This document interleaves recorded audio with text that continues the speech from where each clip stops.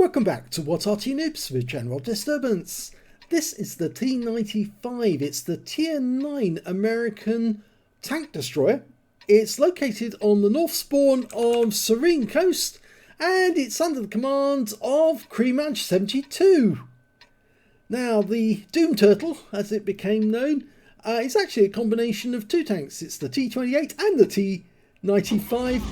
It was called it at various different times, different names, but it is basically the same vehicle. So although you see the T28 actually in the game, it is basically a T95. Originally it was called the T95, then it was called the heavy tank number T28, then the super heavy tank T28, and then the T95 again.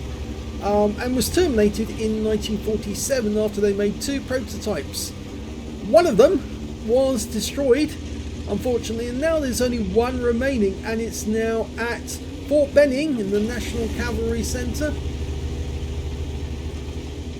And if you ever go there, they're going to be setting up a proper centre like they have at Bovingdon. Not a proper museum at Bovingdon, but like they have at Bovingdon, but a centre so they can train American service personnel on the various different types of armour and how they were developed. So basically having the same idea as Bovingdon, a training establishment, not so much of a museum. But of course Bovingdon does have that museum aspect to it, so everyone can come and have a look, not just the service personnel. Now the Americans have got a fantastic collection of armour at their museums. Of course they've got tanks that we see in the game every day, but tanks that never appeared in any other country, and therefore it's very much worthwhile if you can get a chance to go to Fort Benning.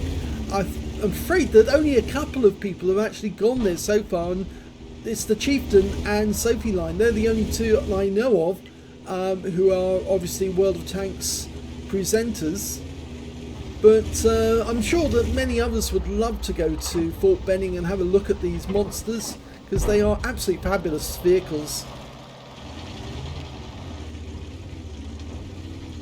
I seem to recall that the last time we saw Sophie at Fort Benning, apart from when she normally visits to see other tanks, oh, fantastic shot on the T54 there. She was actually standing on top of a T29 while it was being moved, and I suggested she ought to be standing on top of the turret carrying a whip and cracking it to make the thing move. Oh dear. Sophie does crack me up sometimes. Okay, well, unfortunately our team is not doing too well, because we've basically lost one flank of the entire battlefield, and now Krimaj is the next one in line to absorb an attack of an Object 430U, a T54E1, the one that he just hit, and 50, is that 50 TP or 53 TP? Rather a lot of heavy tanks and mediums. Now he's armed with the 155mm gun, which is capable of 750 alpha and penetrating 276mm of armour. But that's not the gun that's actually mounted at Fort Benning. That's actually a 105mm gun. Oh well, look, this AMX-1390's managed to get behind us, and he is actually doing some damage, but hopefully our teammates will be able to deal with him. Either that or we'll just one-shot him out of existence. Oh no, it was the Leopard 1 who actually saved us there. He managed to sneak in round the back, and I think this Object 430U might try to do the same.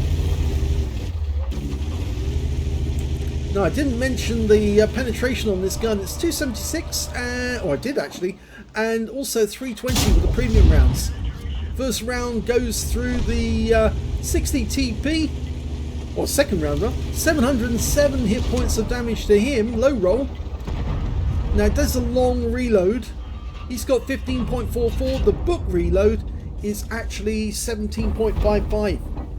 Goes to the 60 TP again, and another big hit. This time it's a high roll for 760, and the team's come back to help us, so we're backs against the wall, but we've got support. Okay, the 60 TP's pulled back into cover. I wouldn't be surprised if the enemy did try to outflank us and go round the back, but they'll find a nasty surprise, because in actual fact now we've got a T-57 and an Object 268 covering our ass. Okay, the target that's firing at us now is the 60 TP. He decided not to fire there because he didn't have a clear shot, but now he does. Oh, and he didn't shoot. And he blocked a shot for 750. And there goes the Udis. Out of the game, one-shotted. Well, not one shot for his entire health, though, I must admit. But it only took Krimaj one shot to take him out. Oh, no, it's cheeky there. He managed to get that round in. And I think he went for the cupolas. Yes, he did go for the cupolas. But the 60 TP's now down to just 8 hit points, which means the next shot is going to take him out of the game. And he's just showing the front of the gun. Not worth shooting because it would only take the gun out of operation. It would only produce a critical hit. It wouldn't actually do any more damage than the critical hit.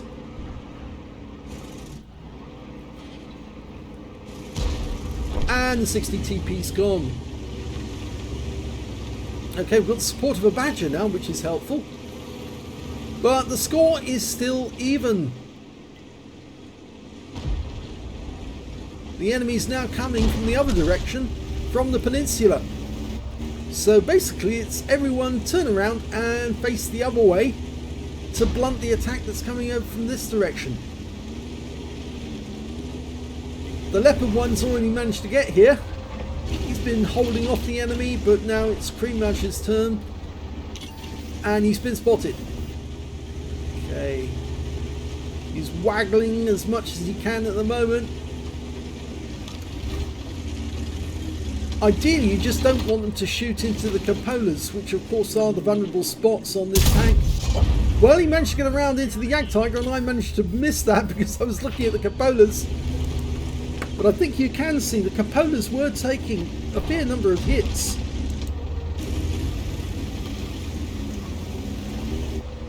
Everyone seems to know that's the aim point to go for.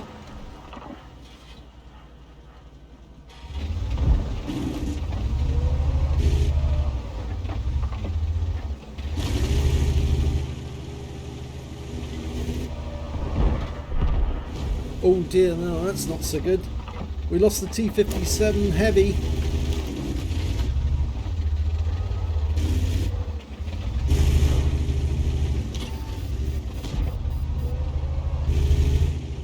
And the enemy's actually coming up from behind as well. Oh, blocked a shot from the Jagdtiger for 560. No, is that the 128? I think it is. One round into the Leopard prototype, 654, low roll. He's just reloading, he's trying to get out of the way of that Jagdtiger. Blocks another shot from him. Pretty sure that is the 128mm gun for that sort of value. Okay, Krimaj is pulling back as far as he can. This was back before they had that strategic view mod that allowed you to look back. But of course, if you use Aslains mods, which I'm pretty sure Krimaj probably does, or somebody else's mods, you can actually look back, or were able to do it back then, to actually have a good look around and see who's behind you. And we've lost the tanks that are actually guarding that pathway to, or the pass, to get into the cap area from the back, so to speak. So now Krimaj is having to block it. One shot into the Leopard prototype again. That's the second time he's hit that guy. But this time round it was a low roll again for 579, and he did take a hit from the Leopard prototype as well. Yep, pulls back to have a quick look. Of course, he can't see where the enemy from the peninsula are. The Jagdtiger and the T-30 could be coming up fairly close, and if he does get close to them, of course they'll proxy spot them. The Leopard's got the 277 now, and here comes the enemy. T-30 first. Takes a round for 784, which is the high roll. Blocks the shot through the tracks. He's now potentially got a steel wall by blocking the most damage, but he won't necessarily keep it unless, of course, he stays alive and keeps blocking more damage. Okay, Jagdtiger took a shot, and he auto-aimed on. You don't need to auto-aim on that one. I know I do that sometimes. You accidentally auto-aim on. The 277 should pull back because he really needs just to cover the rear. Lower plate, and the T30 is out of the game. Now that Jagdtiger can still damage and blocks another shot. Now this time round the Jagdtiger dies and he knows it. And the game is over and it's a victory. Fairly well beaten up T95, but he survived. Here's the end of battle results, and it was an ace tanker for krimaj72 in the T95. He got a shell proof for blocking more damage than the hit points of his own vehicle, and he got a fire for effect for doing more damage than the hit points of his own vehicle. And yes, he did pick up a steel ball for blocking the most damage in the game, and a high caliber for dealing the most damage in the game. So these two correspond directly with their alternatives, the battle hero medals over on the other side. Let's have a look at the team score and see what he did.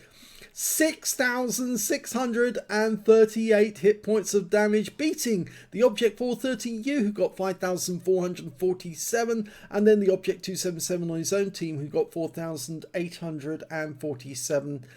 When it came to kills, it was the Leopard 1 who managed to do the best with 4 kills, so did 277, and then we got 3 kills for the Badger, for the 60TP and the Leopard prototype on the enemy team. I'm afraid Krimaj only managed to get 2 kills during that game, but he did do the most damage and really made it easier for his teammates to actually get the kills on the other tanks.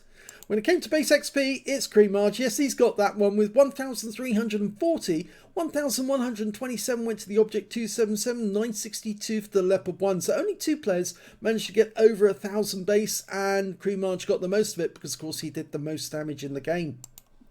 Krimaj fired 10 rounds, got 10 direct hits and 10 penetrations. I think the reason why he's got a perfect 100% score there is because he didn't take shots when he wasn't certain he could actually penetrate the target. He hesitated on shooting the 60TP when he was only showing the very top of the tank. And although in a sense that meant that he didn't get the kill on the 60TP, he also meant that he got a perfect score on penetration and shots, because simply he wasn't going to waste a shell on firing something that he wasn't certain he could definitely penetrate. And of course the 60TP might have been trying to present that target to him to try and encourage him to shoot, so that one of his teammates could then shoot at him and do damage to him whilst he was reloading. 6,638 hit points of damage, of which 1,456 were at more than 300 meters. He received 13 hits from the enemy in that game. 3 were penetrations and 10 were non-penetrations, and 4,790 hit points of damage blocked by armor. He damaged 7 of the enemy, killed 2 of them, and did 961 hit points of damage assistance, and he got 3 defense points when he reset the cap. On a premium count, he earned 54,679 credits from that game, and after repair and ammunition resupply, 53,567 credits profit. 1,340 XP times 2 for the first victory, 4,020 experience points altogether. So a pretty good game there in the T95. The Doom Turtle, it's still got it. It's still capable of wrecking the enemy and making it very difficult for them to penetrate it back. It all depends on how you play it, and Krimaj did play it very well there. He did end up on a lacking hit points towards the end of the game, but the enemy team were lacking a lot more than he was because he was doing so much damage to them. I hope you enjoyed that replay. If you did, please give this video a like. Do subscribe to our channel. Leave a little comment down below because it feeds the algorithm.